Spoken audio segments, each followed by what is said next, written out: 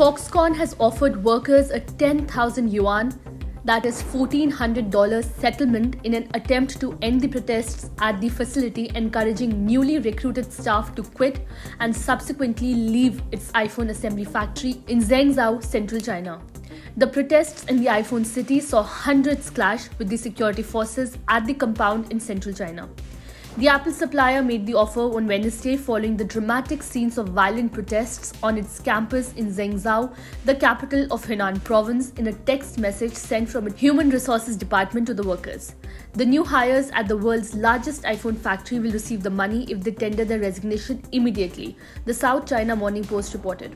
According to the company notice, recently hired workers at the iPhone production unit of Foxconn in Zhengzhou will receive 8,000 if they tender their resignation immediately and will receive another 2,000 yuan upon boarding a bus out of the facility, the report mentioned.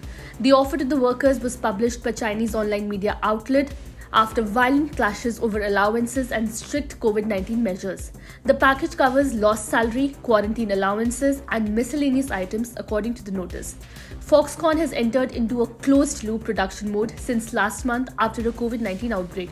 Foxconn, officially known as Hon Hai Precision, said in a statement that there had been public protests and violence at the factory. Hundreds of workers were seen in social media videos marching down a road, throwing sticks and bricks at anti-riot police. Protests erupted on Tuesday when the workers were informed that these bonus payments would be delayed until next year, with the first subsidy payment to be issued on March 15th and the second in May. Zhengzhou, also referred to as iPhone City, was forced to lock down in October following a COVID outbreak at the factory in adherence with China's strict zero-COVID policy. When the workers started to flee, Foxconn launched a recruitment drive that saw over 100,000 people signing up to fill the vacancies.